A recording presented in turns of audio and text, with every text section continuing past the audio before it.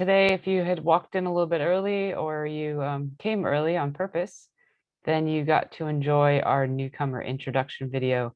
It just gives you a brief introduction of what we do here at Planetary Meditation. And so I hope you enjoyed that.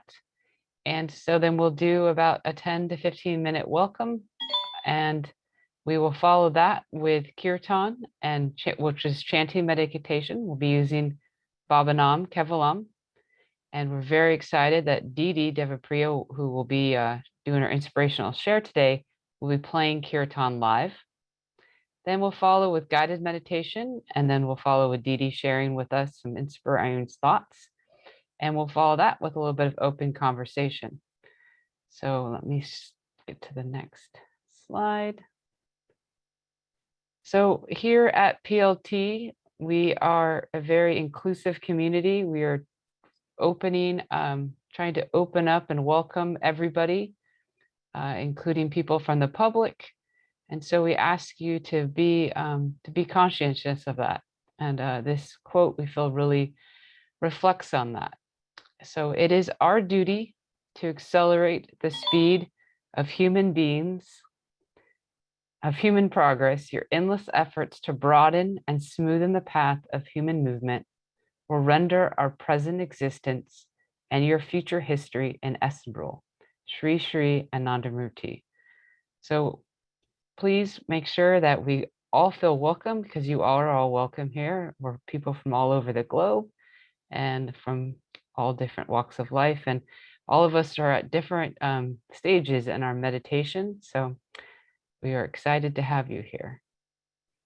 And for our first activity on Menti today, so we'd love you to log in and put on the map, put a little dot where you are on the map.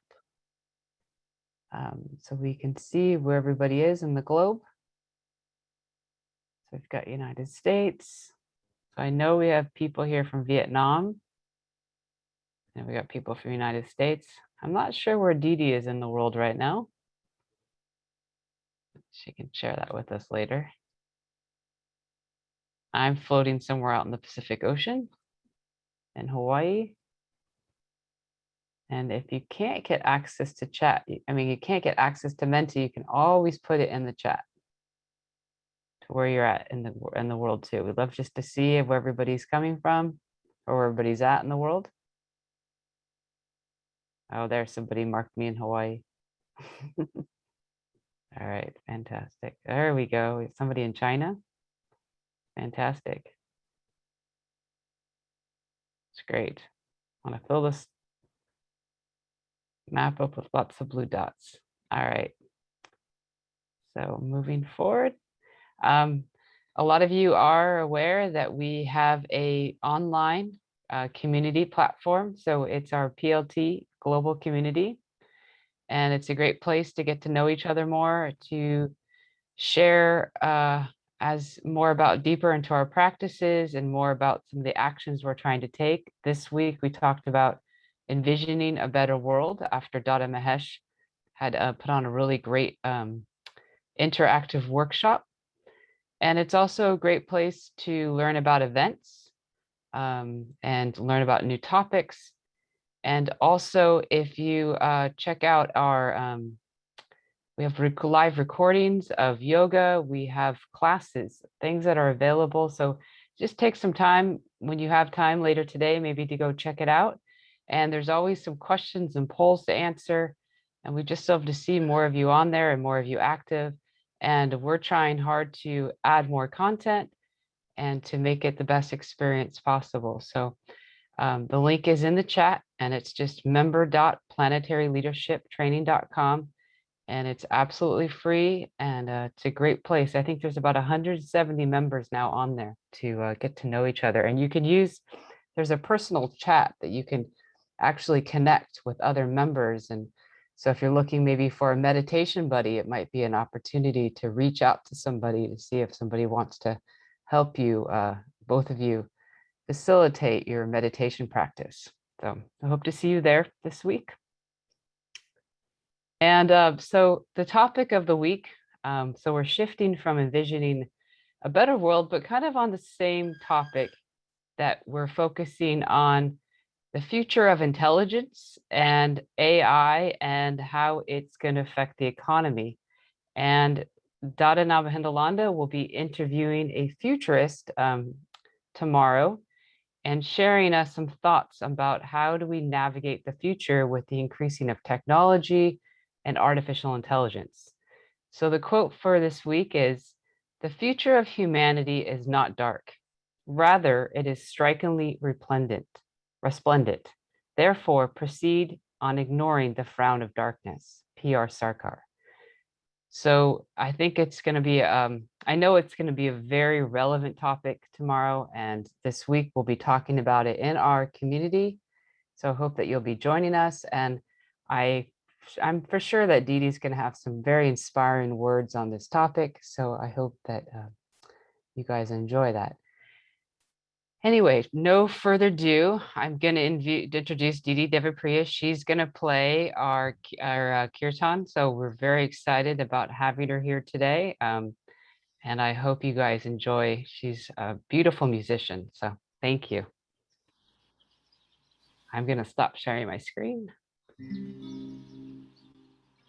And it's all yours, Dee Dee. Thank you. Namaskar from Lebanon.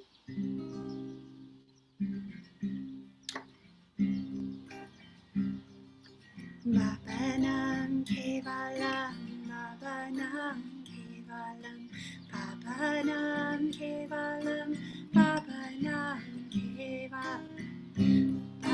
kevalam, babanam kevalam, babanam kevalam, babanam kevalam, babanam kevalam, babanam kevalam.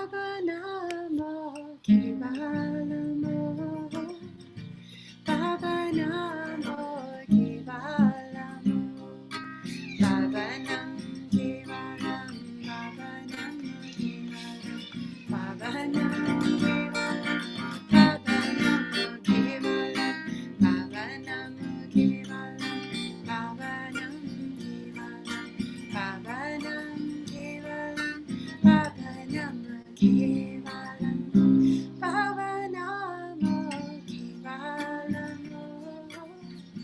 Baba Namo Kevalam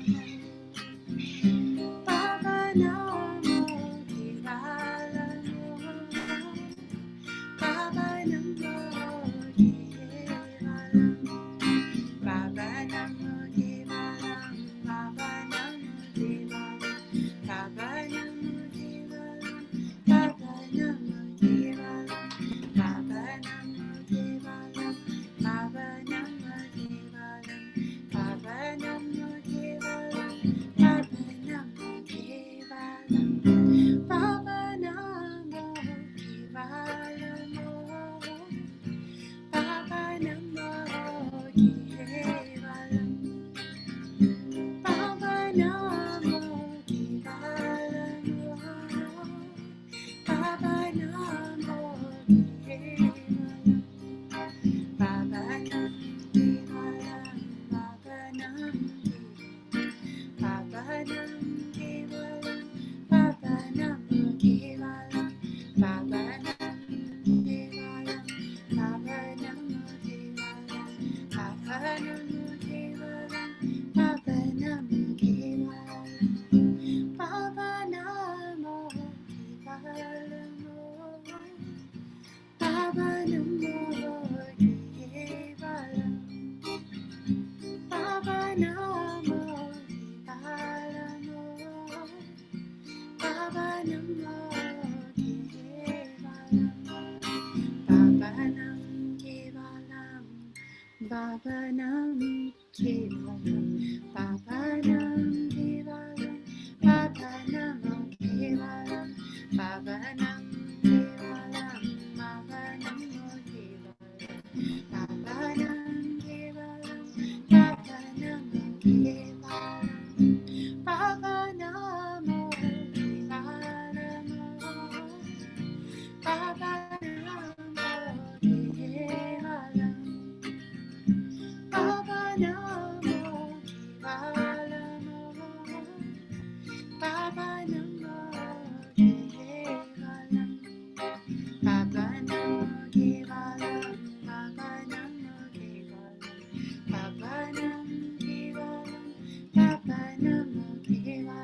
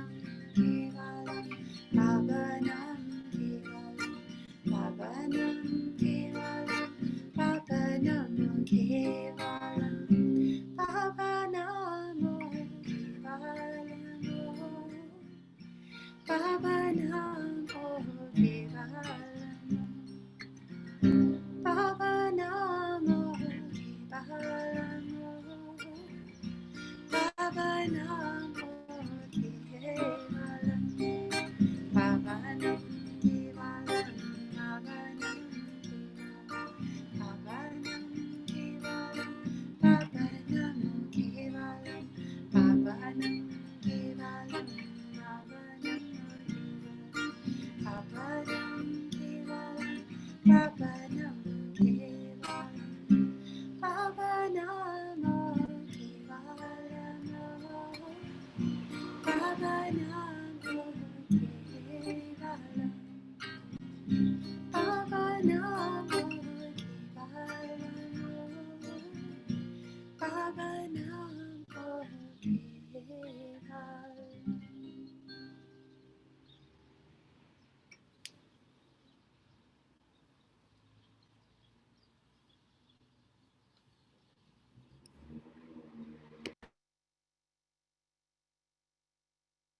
Keep your eyes closed. Remember to sit straight and breathe through your nose. Let the mantra Bhavanam Kevalam continue in your mind as though you're listening to it. Feel that you are watching your thoughts and hearing the mantra and the music as it plays on in your mind.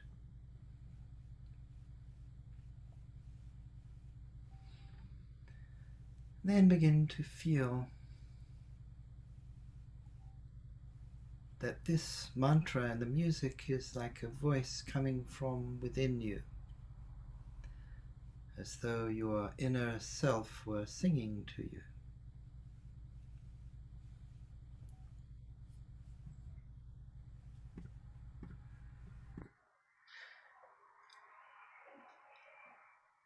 And feel that this music and the mantra is drawing your attention inward, is leading you to this inner place where the feeling of love comes from.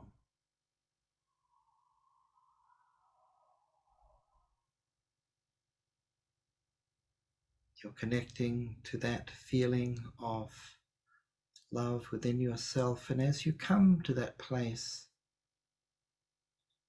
where love is generated, notice how it has no limit, it has no boundary.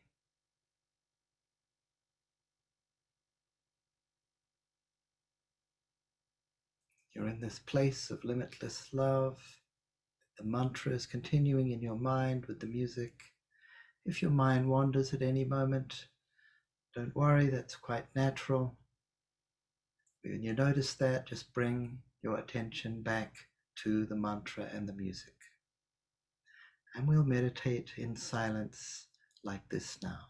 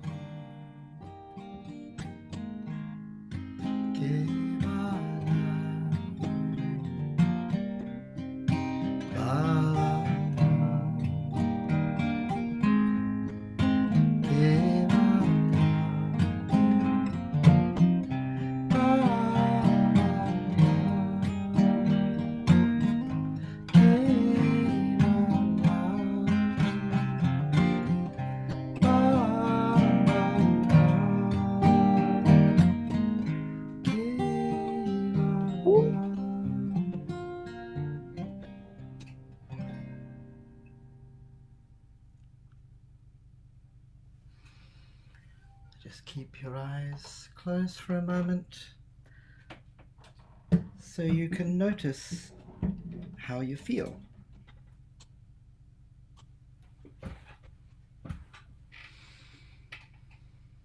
And then when you want, you can take a deep breath and open your eyes.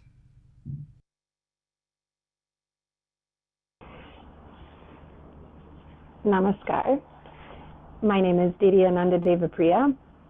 I'm usually based in Romania, but today I happen to be in Lebanon, where I'm helping to support the project here, which take care of Syrian refugee children and also children that have been affected by the Beirut blast. So today I've been asked to talk about the future, and the quote was that the future is bright, that it's resplendent. Now, there's not a lot of people saying that.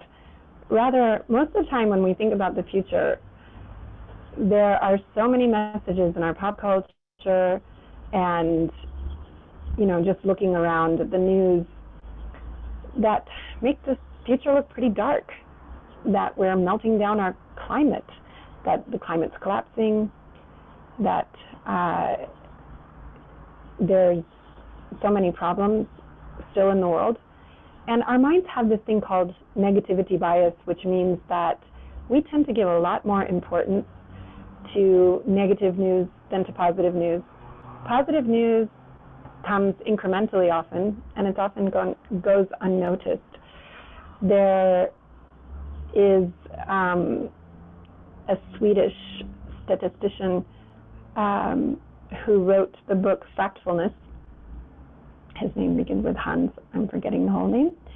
But that was talking about how we do not actually have accurate views of even the present moment, and that if you actually look at the facts, a lot of things are improving more than you would think by watching the news.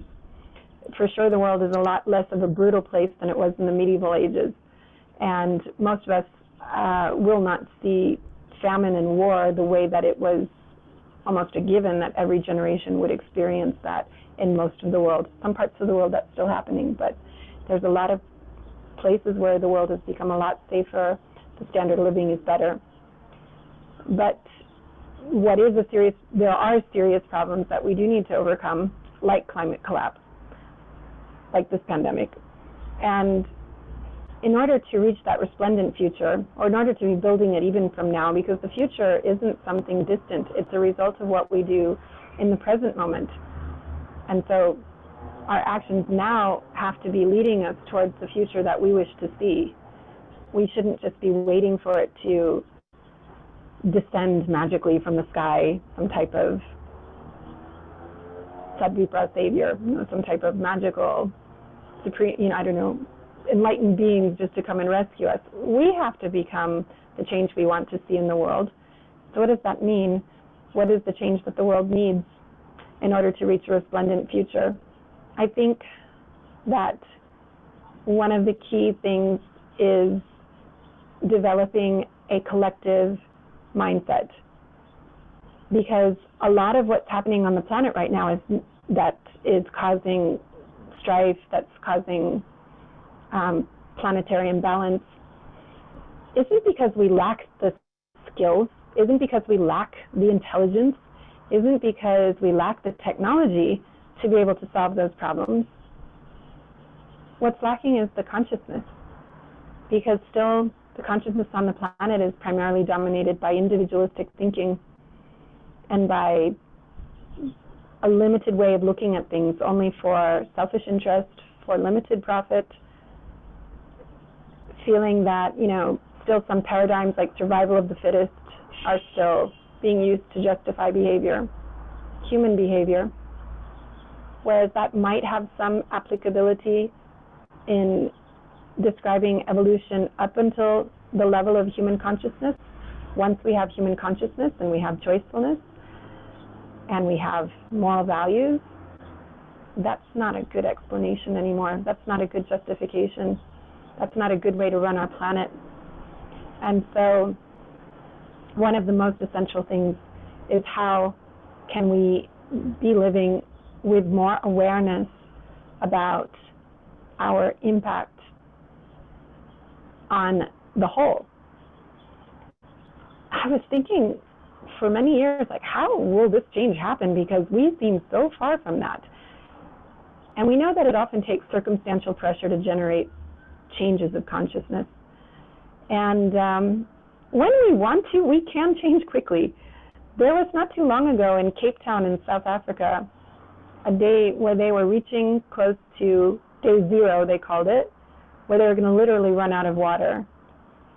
And under this intense pressure, collective pressure, people made dramatic changes in their consumption, in their ability to conserve. And ultimately, the situation also stimulated some people that had access to reservoirs of water to release them, and just when they did that, then rains came back and the crisis was avoided. I hope we don't have to get to those types of extremes, but I also feel the pandemic is one thing that it's a call. You know, I mean, it's a challenge, because I was amazed to see governments and economies choosing things that were not in the best interest of business, not in the best interest of the economy, but that they felt compelled to do to protect human health during this past period of the pandemic. And I feel it is a challenge which humanity is facing with mixed results, because some people in this particular situation are understanding that they need to make choices that might be individually inconvenient, uncomfortable, wearing a mask, practicing social distancing, I don't know, getting a vaccine, these types of things, but that are being done to protect the vulnerable, being done for the collective. So I feel this is a challenge that's bringing to the surface, you know, the need for us to be able to act as one sometimes. And the harm, you know, early in this situation, I was talking to somebody who's Asian, and they were saying you can see the difference right now, and if you look at the impact of the pandemic between the countries that have a certain value of social discipline, more the Asian countries, versus the individualistic capitalistic countries, where the focus is more on individual rights and freedoms and things like this, which is great in many situations, but in a situation where you need to work collectively and where you need to face the threat together, it can be undermining that initiative. So it is one example of a type of circumstantial pressure that is shifting consciousness, hopefully, towards other values besides only individual values. And this is really fundamental, because it's the lack of collective thinking. It's when we're only thinking about our own needs, and our own needs means not just our own needs as an individual, but our own needs as humanity, when we're not considering also the needs of other species as being intricately intertwined with our own fate, with our needs to protect our very environment. That consciousness, we need to cultivate it. That consciousness is called neo-humanist consciousness. That expanded way of thinking. There's two primary motivations for our behavior. One of them is the selfish pleasure, and that is, of course, a very strong motivator. But the other strong motivator is when we're doing things for a greater whole. And so as we start shifting our consciousness to be able to do that more consistently, I think then that's what's going to bring about a future where we can truly face and truly solve a lot of the big challenges facing us, because we have the skills for it. There are people already that are earth healers, earth regenerators, that are using different types of plants, different types of mushrooms to regenerate landscapes that have been devastated by things like nuclear waste. And so, you know, the intelligence is there, the skill is there. We need to create that motivation, and we need to think, each and every one of us, how to embody that in our own lives, how to expand our own awareness, to be thinking when we do make choices, using, not just analyzing pro and con, but always bringing into our decision making this idea of how will this affect the whole? What is really in the best interest for the happiness, for the welfare of all beings? And so it's not going to descend from the sky. We have to build it up in our own consciousness. We have to build it up inside of ourselves. And we have to help to contribute to changing the way that people think. We have to create a viral wave of neo-humanism on the planet. Thank you. Namaskar. Thank you, Dee Dee. That was very inspiring. We very much appreciate that. If you don't mind, I'm going to open up the conversation to some questions, and I'm going to share my screen so that if people want to use the Menti, you can also use the chat. Dee Dee, what could I do in my community to increase the collective mindset? Good question. Well, what community are you in? I actually wrote that. So I'm in Hawaii. I'm in the capitalist society. So it's hard to make a general statement because I think that it's looking at issues that are facing your community or, you know, the larger environment, and who are the people that are working for those issues, how to unite with them, how to work on collective issues that are larger. You know, like, so are there people working on issues related to the environment? Are there people working on changing consciousness? You know, I'm sure there are. There tend to be everywhere. So I don't think these are things that, by the nature of like thinking collectively, means, you know, you're probably not going to do that alone. Working together with other groups, working together with other individuals that take on issues that are bigger and that require people to, you know, like there's these girls in Bali, which is also an island, that were very much affected by seeing plastic waste, single-use plastics polluting the ocean. And so they created a movement on the island to eliminate plastic bags. But they didn't do it only by themselves. I mean, they united with a lot of other people to create that type of collective awareness, collective thing. This is one way. I mean, I think that networking, working in groups, working collectively, practicing collective decision making. Now, if you're working in organizations, always the collective mind is more intelligent and more resourceful than the individual mind. And so what kinds of processes can be used to tap into that intelligence? There is a group process called sociocracy, which we used when we were doing Children in Permaculture International Project. We were 7 different partners from 5 different countries, and so a lot of cross-cultural, you know, exchange. And the project worked really well because we did use this form of flat organization of using circles to make decisions. And it wasn't as slow and inefficient as you would imagine, because it was really based on certain ethics of understanding that, you know, it's not about my individual ego. It's, is this good enough to try, safe enough to try, and good enough for now, you know, to let decisions go ahead. So practicing those types of skills, the skills of collective decision making, I think are really important. Does that answer your question to some extent?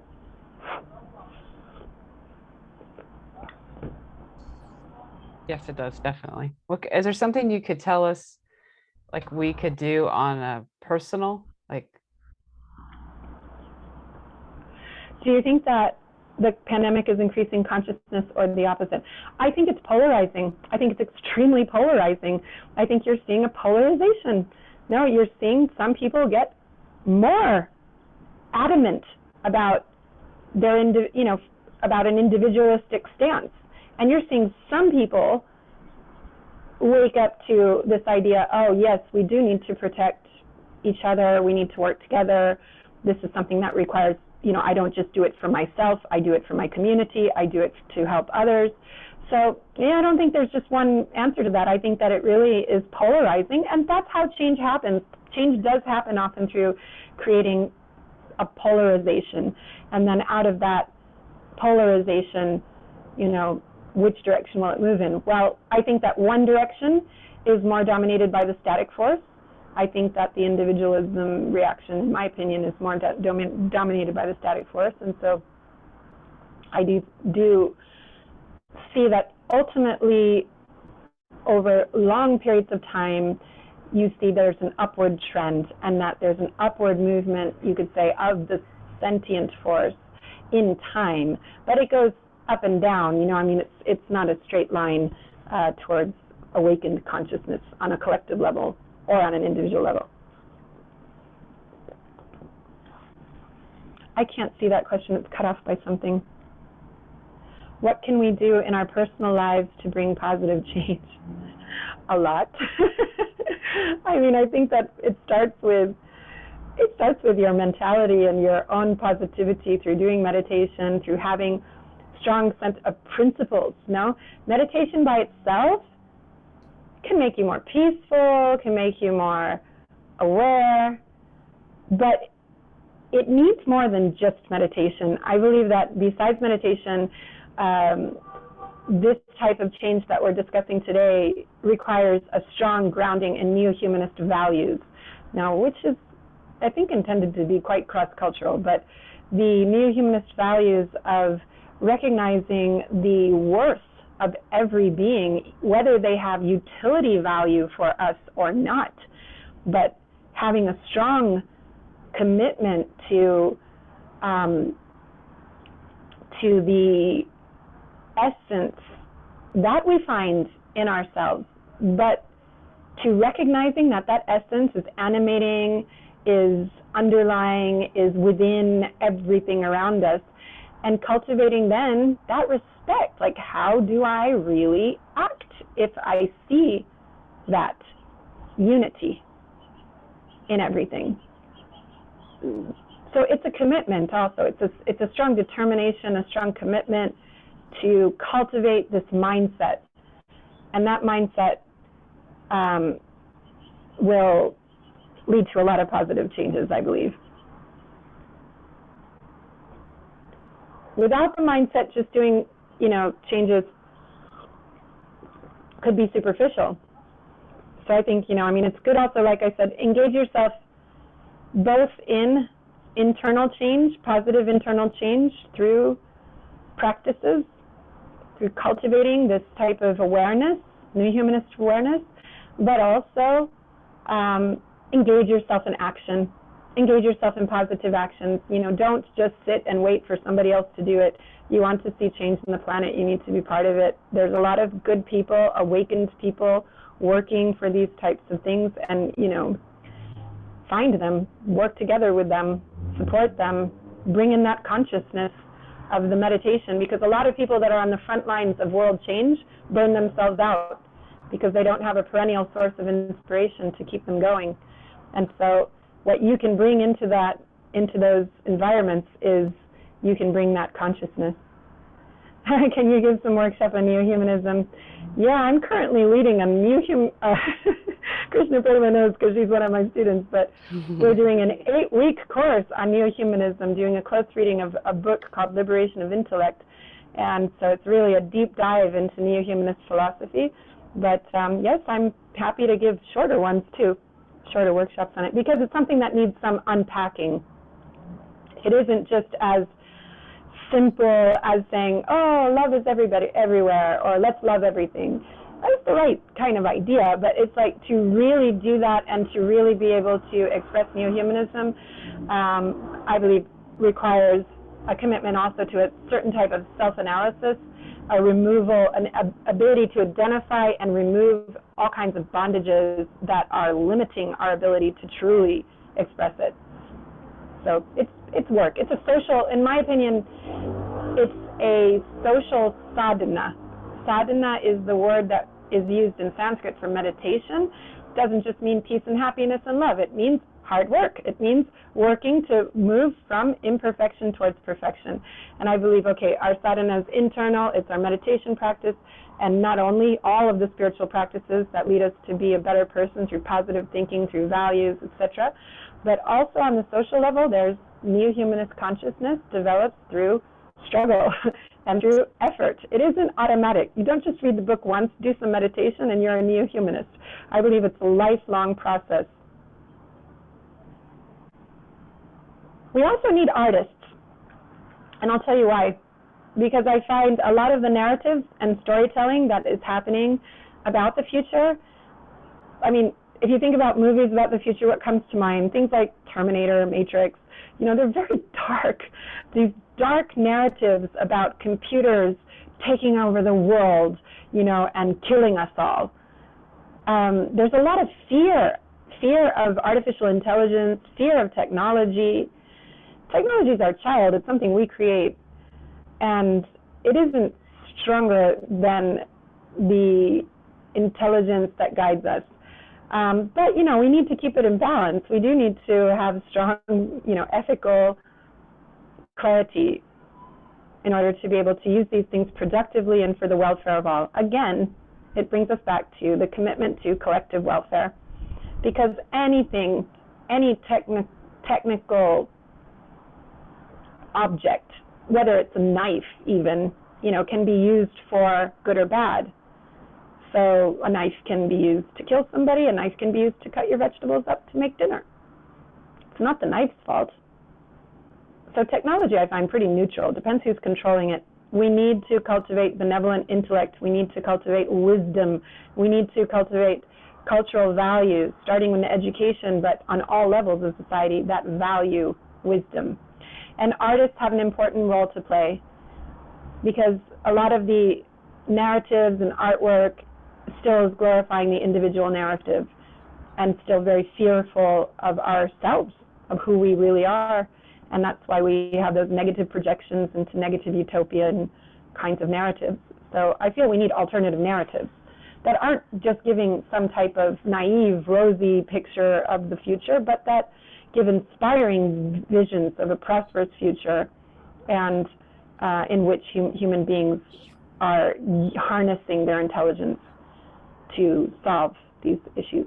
Thank you, Dee Dee. Thank you very much. I really appreciate taking the time to answering questions. Very empowering and very insightful and very important.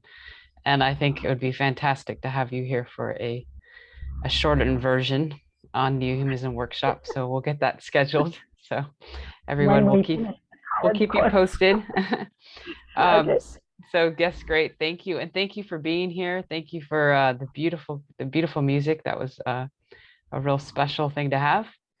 And we enjoyed your presentation and your inspiring thoughts. So we really appreciate that again for being here. You're very welcome.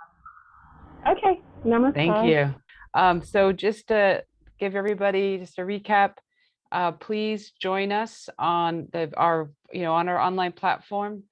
We are really trying to create a community there, and we'll post the inspirational share that Dee Dee shared today.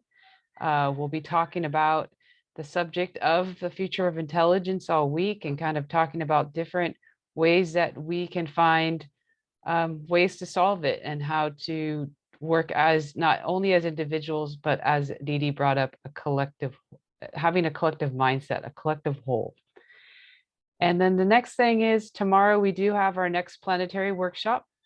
It's with Dada Nambahundalanda, and he is going to be talking about AI and economic disruption, and about the future of economics and how automation impacts us. So I think it's a very relevant topic. And although AI and economic disruption has kind of a not so positive tone to it, but it's going to be very positive in a sense that we're going to talk about solutions and how we can collectively move forward and navigate this ever-changing world. So again, I hope you'll join us. It's at the same time as Planetary Meditation, just on Sunday. We will have interpretation in Vietnamese, and we will have interpretation in Spanish. And it's going to be an hour and a half long workshop. I really hope you guys will join us. It's free, so please invite anybody that you think might be interested. Like I said, it's a very relevant topic, and I think it's going to be very worthwhile. So hope to see you there. And next, we also in our community, we do have planetary yoga. We have it in Vietnamese, English, and Spanish, and just need to check out our events calendar. And then we also have taped recordings on demand, live to you anytime that you want to practice your asana practice. So please take advantage of that. And lastly, we do have a fundraising that we're trying to put together to keep the lights on and to hopefully eventually maybe offer a small stipend to our interpreters, to our yoga instructors. You can go to our website. You can go to our online platform and there's a little button right there and you can see in the screen, it's very easy to make a donation. And also that's where all our events are posted. So again, we really appreciate all of you guys being here today. It's beautiful to have this time to have collective meditation. There's a short poll that we'd love for you to respond to. We're always trying to make some changes till we can improve so we can make this the best experience possible. And again, we appreciate all of you guys taking your time today and being here and joining us. And we look forward to seeing you tomorrow. And we hope to see more of you in the community. Thank you, and have a wonderful rest of your day or evening, whatever time of the day it is in the world for you.